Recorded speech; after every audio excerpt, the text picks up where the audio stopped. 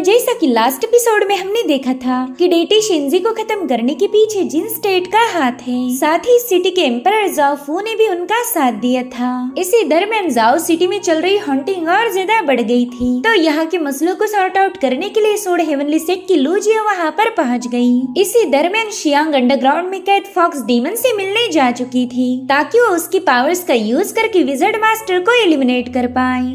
अब आगे तो इस एपिसोड की शुरुआत में हम शियांग का रेड परिंदा देख पाते हैं, जो कि खुद से कह रहा था कि यार तुम थोड़ा सा सब्र रखो, देखो तुम्हें बस इस सिटी में क्योस मचाना है, लेकिन इस सिटी के नीचे दफन हुआ मॉन्स्टर अगर बाहर आ गया तो वो मेरी खाल उधेड़ देगा। मुझे तो उस मॉन्स्टर से काफी ज्यादा डर लगता है। खैर ये सब बातें सोचने का अब कोई फायदा नहीं, क्योंकि मास्टर शियांग के होते हुए मैं अपने टास्क को इनकम्प्लीट नहीं छोड़ सकता। जिसके बाद वो परिंदा जैसे तैसे खुद को मोटिवेट करते हुए जाओ सिटी पर हमला करने के लिए रवाना हो गया। उसने बहुत ही विशाल फॉर्म समन किया था, जिसे देखते ही जाओ सिटी की आर्मी तो डर के मारे कांपने लगी। वो कह रही थी बाप रे ये तो वर्मिलॉन बर्ड घोस्ट है, और उतने में उस परिंदे ने वहाँ पर हमले करना शुरू कर दिए थे, जिसके चलते कई सारे सिपाही घायल हो गए। इधर विजर्ड मास्टर का स्क्रोल उसे कुछ इशारों में बता रहा था, तो तुरंत ही सिटी की तरफ रवाना हो गया। दरअसल वो समझ गया था कि जाओ सिटी पर हमला होने वाला है। इधर चांगयुन शाओलिंग को लेकर घर की तरफ भागने लगा, क्योंकि वो उस रेड परिंदे का मुकाबला नहीं कर सकता था। साथ ही इस परिंदे ने वहाँ के मॉर्टल्स पर भी अटैक करना शुरू कर दिए थे, मगर उतने में ही लूजिया एक फॉर्मेशन क्रिएट करते हुए लोगों को बचाने लगी। शाओलिंग और चांगयुन तो इस फेरी लूजिया की खूबसूरती देखकर ही दंग हो गए, मगर उन्हें पता था कि अब यहाँ पर फाइट होने वाली है, तो तुरंत ही वहाँ से रवाना हो गए, क्योंकि चांगयुन इमॉर्टल्स के दरमियान चल रही बैटल में फंसना नहीं चाहता था। इधर वो परिंदा लूजिया से कह रहा था कि लड़की ये जंग तो पर्सनल है, अगर तुम इसमें इंटरफेयर नहीं करोगी तो ही तुम्हारे लिए बेहतर होगा। उतने में ही लूजिया ने उसके अटैक को अपनी स्वॉर्ड से रोक लिया। वो उसे बता रही थी कि मुझे यहाँ पर बुलाया गया था, इसलिए मैं तो तुम्हारे रास्ते से नहीं हट सकती। जिसके बाद लूजिया ने उस पर एक जोरदार स्लैश अटैक कर दिया। हालांकि वो परिंदा समय रहते साइड में हटकर उसे डॉज कर देता है, जिसके बाद उन दोनों में फाइट शुरू हो गई थी। वो परिंदा अपने फेदर निडल्स का यूज करते हुए लूजिया को घायल करने की कोशिश कर रहा था, मगर उसने काफी तेजी के साथ उसे डॉज करना शुरू कर दिया। इधर अंडरग्राउंड में शियांग उस डीमन को इंपीरियल सील शो करने लगी। वो कह रही थी कि तुम्हारे एक सोल को आजाद करने की ये एक चाबी है, ये मुझे प्रिसेप्टर के घर में मिला था। जिसके बाद वो तुरंत उस इंपीरियल सील को उस डीमन की तरफ थ्रो कर देती है, जिसे वो डीमन बड़ी ही तेजी के साथ एब्जॉर्ब करने लगा। अब देखते ही देखते उसने वो पूरा इंपीरियल सील निगल लिया था। शियांग उसे बताती है कि अब इस इंपीरियल सील के पावर का यूज करते हुए तुम अपने डिवाइन सोल के एक हिस्से को फ्री कर सकते हो, और होता भी बिल्कुल वैसे ही। उस सील को कंज्यूम करते ही वहाँ मौजूद आर्टिफैक्ट अपने आप कोलैप्स हो गया। साथ ही उस डीमन के आसपास बहुत ही पावरफुल एनर्जी रिवॉल्व होने लगी। भले उसकी 6 डिवाइन सोल्स में से एक है। तभी वो डीमन शियांग से कह रहा था कि लड़की तुम्हारी अम्ब्रेला भी एक चाबी है, अगर मैंने इसे एब्जॉर्ब कर लिया तो मैं अपनी एक और सोल को आजाद कर सकता हूँ। जिस पर शियांग कहने लगी हाँ बिल्कुल ये कियान्यू पैलेस की चाबी है, और तीसरी चाबी तुम्हें उस कमीने विजर्ड की एंशिएंट स्क्रोल में मिलेगी। बस एक बार तुम उस विजर्ड को खत्म करके उस स्क्रोल पर कब्जा कर लो तो फिर मैं भी अपनी ये अम्ब्रेला तुम्हारे हवाले कर दूंगी। तो इस तरह से तुम हेवनली फेट की 3 जंजीरों को अनलॉक कर सकते हो, यानी कि तुम काफी ज्यादा पावरफुल बन जाओगे। तुम्हारे पास तुम्हारे तीनों डिवाइन सोल्स की ताकत आ जाएगी। जिस पर वो डीमन उससे कहता है बच्ची मेरी तो एक सोल भी तुम्हें खत्म करने के लिए काफी होगी, क्या वाकई तुम्हें मुझसे डर नहीं लग रहा? तो शियांग उसे बताती है कि अभी तुमने जो इंपीरियल सील स्वैलो किया था दरअसल वो जाओ स्टेट के फेट को रिप्रेजेंट करता है। अब जबकि तुमने उसे निगल लिया है तो जाओ का फेट तुमसे जुड़ चुका, यानी कि अगर तुम जाओ स्टेट को कोई भी नुकसान पहुंचाओगी तो इस इंपीरियल सील की वजह से तुम पर उसका बहुत ही खतरनाक बैकलैश होगा। और अगर बात मेरी की जाए तो मेरी किस्मत में लिखा गया था कि मैं जाओ स्टेट में प्रॉस्पेरिटी लेके आऊंगी। जाओ स्टेट की लेगेसी को कैरी ऑन करना ही मेरा फेट है। अगर तुमने मुझे मार दिया तो जाओ स्टेट फिर बर्बाद हो जाएगा, और उसी के साथ तुम भी मारे जाओगे, क्योंकि जाओ स्टेट की फेट अब तुम्हारे साथ जुड़ चुकी है। तो अगर तुम्हें मरना पसंद नहीं है तो मुझे भी खत्म करने की ख्याल अपने दिल से निकाल दो, इसी में तुम्हारी और मेरी भलाई है। ये सब सुनकर वो डीमन कह रहा था लड़की तुम तो काफी ज्यादा स्मार्ट हो। जिस पर शियांग कह रही थी कि अब वादे के मुताबिक मैंने तुम्हारे एक सोल को आजाद कर दिया है, तो जाओ जाकर उस विजर्ड का खेल खत्म कर दो। अगर तुम इसमें फेल हो गए तो मैं तुम्हें अपनी अम्ब्रेला नहीं देने वाली। जिसके बाद शियांग वहाँ से रवाना हो गई। इधर लूजिया और उस परिंदे के दरमियान अभी भी फाइट चल रही थी। लूजिया के स्लैश अटैक से बचने के लिए वो परिंदा अंडर वाटर चला गया। वो बड़ी ही तेजी के साथ उसके अटैक्स को डॉज करते हुए एकदम उसके करीब चला गया। यहाँ पर अब उसने भी लूजिया पर काउंटर अटैक करना शुरू कर दिए थे, मगर लूजिया पीछे हटते हुए उसके अटैक से खुद को बचाने लगी। तभी वो नोटिस करती है कि ये परिंदा अपनी पूरी ताकत का यूज नहीं कर सकता, क्योंकि इसकी बॉडी पर एक सील लगाया हुआ था। तो सीधे जाकर उस पर अटैक करते हुए उससे पूछने लगी कि बताओ ये रेस्ट्रिक्शन स्पेल तुम पर किसने लगाया था।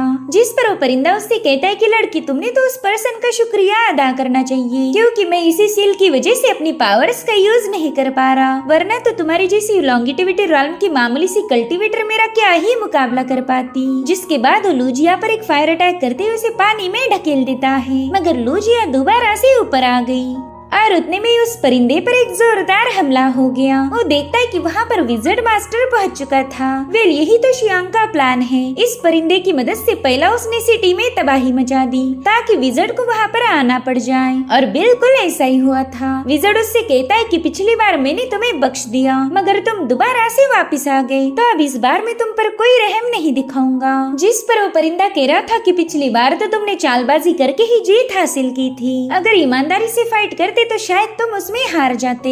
अब जैसे वो परिंदा उस पर अटैक करने चला गया, विजर्ड तब तक अपने एंशिएंट स्क्रॉल का यूज करके उस पर काउंटर स्ट्राइक कर देता है। साथ ही साथ उस पर थंडर भी बरसाने लगा था, जो देखते वो परिंदा यहाँ से वहाँ भागना शुरू कर देता है। इधर लूजिया कह रही थी कि डिमोनिक बर्ड काफी ज्यादा पावरफुल है, अगर मैंने इसे खत्म कर दिया तो शायद मैं अगले लेवल पर ब्रेक थ्रू कर पाऊंगी। इसलिए अब लूजिया ने भी तुरंत इस परिंदे पर अपनी तलवारें रिलीज करना शुरू कर दी थी। जो देखो परिंदा उससे कह रहा था कि फिलहाल मैं थोड़ा सा कमजोर हूँ और इसी वजह से तुम मेरा फायदा उठाना चाहती हो। जिसके बाद वो भी अपने फेदर निडल का यूज करते हुए उसका मुकाबला करने लगा, और उतने में ही सिटी की बेल्स बजने लगती हैं, जो सुनते ही वो परिंदा कह रहा था कि शायद अब मेरी मास्टर मुझे बचाने आ जाएगी। लेकिन तभी लूजिया ने उसे डिस्ट्रैक्ट होता हुआ देखकर उस पर एक स्नेक अटैक कर दिया, जिसके चलते वो परिंदा लेक में जाकर गिर गया था। साथ ही पूरे जाओ स्टेट की जमीन भी अचानक से शेक होने लगी थी। तो वाइस मिनिस्टर सॉन्ग एम्परर जाओ से कहने लगा कि प्लीज आप यहीं पर कहीं छुप जाएं। फिलहाल हमारे पास बाहर के हालातों की कोई इन्फॉर्मेशन नहीं है, तो आपका यहाँ से बाहर आना खतरनाक होगा। जिस पर जाओ कहता है कि मैं यहाँ का एम्परर हूँ, मैं छुप गया तो लोग मेरे बारे में क्या सोचेंगे, इसलिए तुम चुपचाप से मेरे साथ चलो। हमें जल्दी से वर्मिलियन बर्ड फ्लेम पिस्टल को हासिल करना होगा, उसकी मदद से हम पैलेस की फॉर्मेशन को एक्टिवेट कर पाएंगे। आज तो मैं खुद अपने हाथों से इस डीमन बर्ड को मारना चाहता हूँ। हालांकि सॉन्ग के एक्सप्रेशंस को देखकर ऐसा बिल्कुल नहीं लग रहा था कि वो एम्परर की ऑर्डर को फॉलो करेगा। वहीं दूसरी तरफ हम रेड वर्मिलियन परिंदे का हाफ ह्यूमन फॉर्म देख पाते हैं। वेल इस परिंदे को लॉर्ड ज़ाओ भी कहा जाता था। वो कह रहा था कि सोर्ड सेक की लड़की ने मेरी तो बेइज्जती कर दी, बस एक बार वो मेरे हाथ लग जाए फिर मैं आज का बदला जरूर लूंगा। और उतने में ही उसे फील होता है कि उस पर लगाया हुआ रेस्ट्रिक्शन सील थोड़ा सा लूज हो चुका है, जो देखते उस परिंदे की तो खुशी का कोई ठिकाना ही नहीं था। वो कहता है कि बस एक दो और फाइट की जाए तो ये सील अपने आप रिमूव हो जाएगा, जिसके चलते फाइनली मैं आजाद हो सकता हूँ। लेकिन वो अपनी खुशी को सही ढंग से सेलिब्रेट कर पाई इससे पहले ही शियांग वहाँ पर पहुँच गई। उससे कहती है कि ज़ाओ मैंने तुम्हें बस पैलेस में कियास मचाने का ऑर्डर दिया था, तो फिर तुमने सिटी पर अटैक क्यों किए? अच्छा ये सब तो जाने दो, लेकिन तुम कह रहे थे कि तुम मुझे छोड़कर जाना चाहते हो, क्या तुम्हें मेरे बगैर सुकून आएगा? तो ज़ाओ तुरंत ही उसके सामने नील करते हुए बताने लगा कि वो तुम्हें बस ऐसे ही बोल रहा था। और उतने में शियांग ने अपनी अम्ब्रेला उसे थमा दी। वो कह रही थी कि जैसे वो फॉक्स डीमन विजर्ड को खत्म करके उसके एंशिएंट स्क्रॉल को निगल ले, ये अम्ब्रेला भी उस डीमन के हवाले कर देना। इस अम्ब्रेला को देखकर वो डीमन तुम पर अटैक नहीं करेगा। तो ज़ाओ उससे पूछता है कि आप इतना खतरनाक काम मुझे करने क्यों बता रही हो? पहले ही तो मुझे उस डीमन से काफी ज्यादा डर लगता है। जिस पर शियांग कहने लगी कि तुम भी तो एक घोस्ट हो, इसलिए उससे इतना डरने की कोई जरूरत नहीं। फिलहाल मुझे पैलेस में एक इम्पोर्टेंट काम है। अब शियांग के वहाँ से जाते ही पूरी जाओ सिटी शेक होने लगी थी, और तभी सिटी के अंडरग्राउंड से फॉक्स डीमन बाहर आ गया। विजर्ड और लूजिया तो उसे देखते ही काफी ज्यादा डर जाते हैं। वहीं पर उस डीमन की नजरें पड़ी विजर्ड के एंशिएंट स्क्रॉल पर। वो कह रहा था कि जल्दी से स्क्रॉल मेरे हवाले कर दे। जिसके बाद वो डीमन अपनी पावर्स का यूज करते हुए तुरंत ही उस उस विजर्ड को आइस लेंसेस में ट्रैप कर देता है। अब वो अपनी इवल पावर का यूज करते उस विजर्ड के हाथ से वो स्क्रोल छीनने की कोशिश कर रहा था, मगर विजर्ड इस स्क्रोल को छोड़ने के लिए तैयार ही नहीं। वो अपनी पावर का यूज करते हुए खुद को आजाद करने लगा। साथ ही उस डीमन से कह रहा था कि ये स्क्रोल एक डिवाइन ऑब्जेक्ट है। इनफैक्ट जाओ सिटी की लाइफलाइन इससे ही कनेक्टेड है, तो मैं इसे किसी भी कीमत पर तुम्हारे हवाले नहीं करने वाला। जो सुनकर वो डीमन तो काफी ज्यादा भड़क गया। वो कह रहा था ठीक है, अब तो मुझे स्क्रोल तुमसे छीनना ही पड़ेगा। जिसके बाद वो अपनी डिमोनिक एनर्जी का यूज करते हुए विजर्ड पर हमला करना शुरू कर चुका था, मगर विजर्ड काफी ज्यादा शातिर है। उसने तुरंत ही अपने आसपास एक पावरफुल शील्ड फॉर्म कर ली थी। उसे लगता है कि ये शील्ड उसे डिमोनिक अटैक से प्रोटेक्ट करेगी, मगर उस डीमन ने तुरंत ही उस शील्ड को ब्रेक कर विजर्ड को काफी पीछे पुश कर दिया। तो इस बार विजर्ड ने अपनी एक और पावरफुल एरी को फॉर्म कर लिया था। वो देखता है कि चारों ओर से इवल शैडोज उसके आसपास मंडरा रही हैं। तभी विजर्ड उससे पूछने लगा कि आखिर तुम हो कौन, तुम्हारे पास इतनी भयानक पावर्स कहाँ से आ गई। तो डीमन हंसते हुए इसे बताता है कि मैं ही इस इंपीरियल सिटी का फाउंडेशन हूँ, मैं ही जाओ स्टेट का स्टेपिंग स्टोन हूँ। साथ ही साथ वो विजर्ड पर हेवी प्रेशर रिलीज करते हुए उसकी शील्ड को ब्रेक कर चुका था। तो विजर्ड डर के मारे पीछे हटने लगा, मगर तब तक उस डीमन के आइस लेंसेस उसे बुरी तरह से घायल कर काफी दूर पटक देते हैं। इधर वो डीमन उसे बताता है कि इस स्टेट को मेरी वजह से ही बनाया गया था, अगर मैं यहाँ नहीं आता तो शायद जाओ स्टेट कभी एग्जिस्ट ही नहीं कर पाता। वहीं दूसरी तरफ सिटी में रेडबर्ड जाओ ने किए हुए हमलों की वजह से कई सारे लोग घायल हो गए थे। तभी शियांग वहाँ जाकर अपने सिपाहियों को हुक्म देती है कि सभी लोगों को शेल्टर में लेके जाओ। साथ ही घायल लोगों को खास ख्याल रखने के लिए बताया गया था। जिसके बाद हमें एम्परर जाओफू के सिपाही दिखाए गए जो कि पैलेस का डोर ओपन करने की कोशिश कर रहे थे। दरअसल सॉन्ग ने ही इस दरवाजे को बंद कर दिया था। तभी एम्परर जाओफू बाहर से ही चिल्लाने लगा। वो सॉन्ग से कह रहा था कि तुम्हारे अंदर रॉयल ब्लड नहीं है, तो तुम्हें क्या लगता है तुम्हारी इस गुस्ताखी को मैं माफ करूंगा? चलो जल्दी से वो वर्मिलॉन फ्लेम हमारे हवाले कर दो। मगर सॉन्ग तो आर्टिफैक्ट लेकर घुटनों पर बैठ गया था। हालांकि तब तक जाओफू डोर ओपन कर वहाँ पर पहुँच जाता है। वो आते ही सॉन्ग पर चिल्लाने लगा कि ये हमारा रॉयल आर्टिफैक्ट है, तो तुम्हारी इतनी हिम्मत कैसे हुई कि तुम इसे चुरा लो। साथ ही उसने अपने सिपाहियों को सॉन्ग को खत्म करने का हुक्म दिया था, मगर इससे पहले कि वो सिपाही आगे बढ़ पाए वहाँ पर बेल्स की आवाजें आने लगी। साथ ही शियांग की भी वहाँ पर एंट्री हो चुकी थी। और जाओफू से कहती कि जब मैं छोटी थी तभी से तुम्हें नालायक बोला करती थी। तुमने लगभग 10 सालों तक इस जाओ स्टेट पर रूल किया, मगर इन 10 सालों में तुम सिर्फ चालबाजी ही सीख पाए। तुम्हारे पास ना कोई बेहतर स्किल है और ना ही दिमाग, तुमने कोई प्रोग्रेस नहीं की। इधर लूजिया ने अपने एक स्पेशल सोर्ड टेक्निक को एक्टिवेट कर लिया था, जिससे वहाँ पर कई सारी तलवारें गैदर होने लगी। जो देखो डीमन भी थोड़ा सा हैरान था। तब तक विजर्ड पीछे हटते हुए लूजिया से कहता है कि बस थोड़ी देर के लिए इसे रोक के रखो, तब तक मैं अपनी स्पेशल पावर को एक्टिवेट करूंगा। तो लूजिया की हजारों तलवारें उस डीमन पर अटैक करना शुरू कर देती हैं, मगर वो डीमन अपने आसपास एक शील्ड बना चुका था।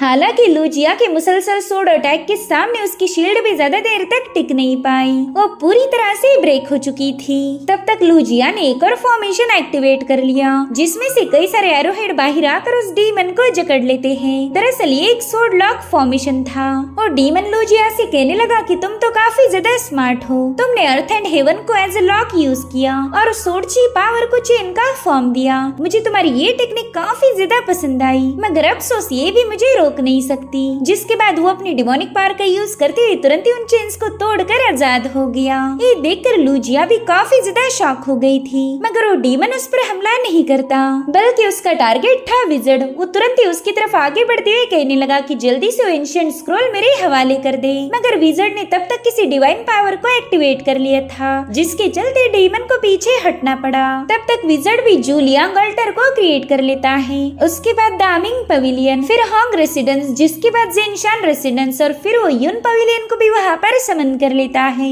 उसके ऐसा करने से वहाँ पर काफी पावरफुल स्ट्रक्चर्स क्रिएट हो चुके थे, जो देखकर जाओ के तो होश ही उड़ गए। वो कहने लगा कि ये विजर्ड तो पूरी तरह से पागल हो चुका है, ये बस इस डीमन को खत्म करने के लिए पूरी इंपीरियल सिटी को खतरे में डाल रहा।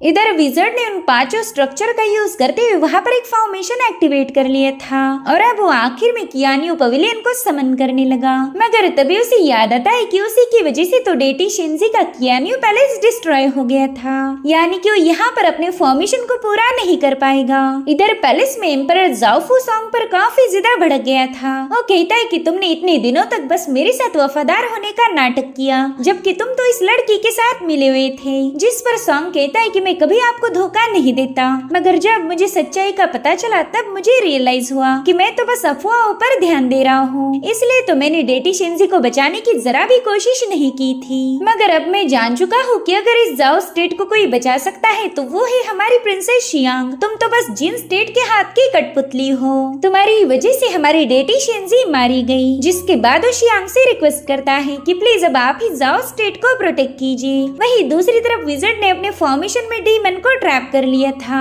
वो कह रहा था कि यहाँ पर कियानियो पैलेस नहीं है तो क्या हुआ, मैं तुम्हें इस इनकम्प्लीट फॉर्मेशन की मदद से भी मार सकता हूँ। जो सुनते हो डीमन जोर जोर से हंसने लगा। वो कह रहा था हाँ, इस फॉर्मेशन में वो एबिलिटी है जो मुझे खत्म कर दे, लेकिन ये इनकम्प्लीट फॉर्मेशन से तुम मेरा कुछ भी बिगाड़ नहीं पाओगे। इधर एम्परर जाओफू शियांग पर काफी ज्यादा भड़क गया था। वो कहता है कि तुम बस मेरा थ्रोन मुझसे छीनना चाहती हो, मगर तुमने ऐसी जुर्रत की तो मैं अंडरग्राउंड में मौजूद डीमन को आजाद कर दूंगा। इससे तो पूरा जाओ स्टेट तबाह हो जाएगा। अगर मैं एम्परर नहीं रहा तो फिर यहाँ का कोई भी शख्स जिंदा नहीं बचेगा। उसकी ऐसी बातें सुनकर सिपाहियों का भी उस पर से भरोसा उठ गया था। तभी शियांग उससे कहने लगी कि क्या तुम पक्का श्योर हो कि तुम उस डीमन को आजाद कर पाओगे, क्योंकि मुझे तो ऐसा नहीं लगता। शायद अब वो डीमन मेरा गुलाम बन चुका है, तो तुम्हारे वहाँ जाते ही वो तुम्हें खत्म कर देगा। इधर विजर्ड को रियलाइज हो चुका था कि उसका ये प्लान फेल हो गया और उसी वक्त डीमन अपनी फायर एंड आइस पावर को समन कर चुका, जो देखकर तो लूजिया भी हैरान हो गई थी। वो कहती है कि आइस एंड फायर एक ही बॉडी में कभी भी एग्जिस्ट नहीं कर सकते, ये तो इम्पॉसिबल है। जिस पर वो डीमन उसे जवाब देते हुए कहने लगा कि लड़की मेरे लिए कुछ भी इम्पॉसिबल नहीं, और फिर उसने विजर्ड पर बहुत ही खतरनाक स्ट्राइक कर दी, जो देखकर तो लूजिया भी डर के मारे कांपने लगी थी। इधर उस डीमन का हाथ विजर्ड के आर पार घुस चुका था। वो डीमन उससे कहता है कि मैंने तो सुना था कि तुम इस जाओ स्टेट की दीवार हो, तुम ही इसकी डिफेंसिव लाइन हो। अगर जाओ स्टेट में तबाही हो गई तो तुम पर भी इसका असर होगा, मगर तुम पर तो कोई बैकलैश नहीं हुआ था, यानी कि अब तुम जाओ स्टेट को अपना नहीं मानते, साथ ही तुम्हारा दिल भी यहाँ पर नहीं है, तो क्यों ना मैं तुम्हारी बॉडी पर कब्जा कर लूं। वैसे भी अब तुम जाओ स्टेट के साथ बिल्कुल भी ईमानदार नहीं हो। जिसके बाद वो डीमन अपनी सारी पावर्स को उस विजर्ड की बॉडी में डालने लगा, जिससे वो विजर्ड बुरी तरह से तड़पने लगा। साथ ही साथ उसकी बॉडी भी अब अंदर से डैमेज हो चुकी थी।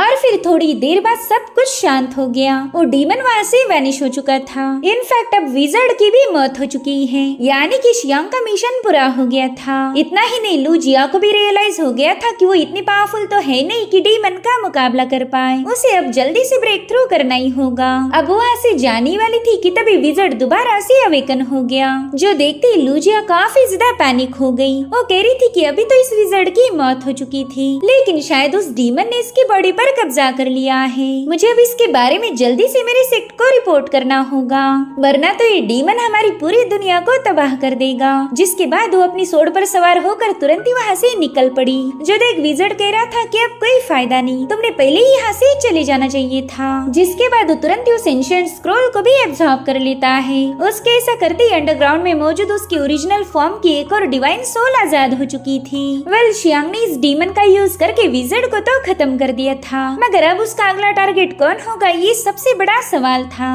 और इसी के साथ एपिसोड यहीं पर एंड हो जाता है। Thank you so much for watching. Bye bye, take care.